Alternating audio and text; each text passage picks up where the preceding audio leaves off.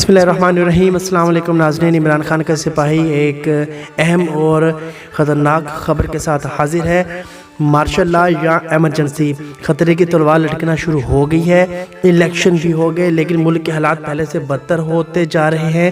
حامد میر نے خوفناک خبر دیتے ہوئے کہا ہے کہ اس وقت بہت سی چیزیں ایسی ہیں جو ان کے نظر نہیں آ رہی، اور مثال کے طور پر بلوچستان کے بہت سے علاقوں میں احتجاج ہو رہا ہے جو ٹی وی پر نہیں دکھایا جا رہا۔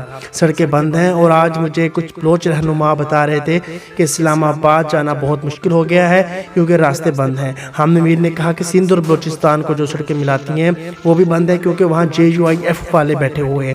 عمران خان کو چاہنے والے ہمارے چینل کو ضرور سبسکرائب کریں۔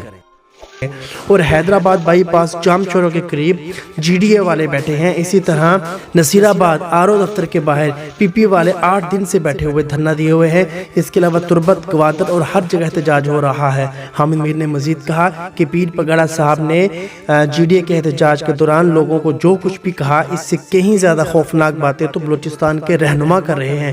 حامد میر نے مزید کہا کہ میں نے بڑے بڑوں سے ملاقاتیں کی ہیں اور ہر قسم کے حالات دیکھے ہیں، لیکن آج میں واقعی پریشان ہوں۔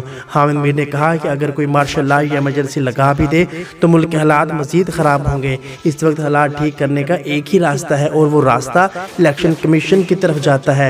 الیکشن کمیشن حالات کی نازکی سے یا تو واقف نہیں یا پھر ان کے اختیار میں نہیں، اور الیکشن کمیشن کسی اور کے کنٹرول میں رہ کر کٹ پتلی بنا ہوا ہے۔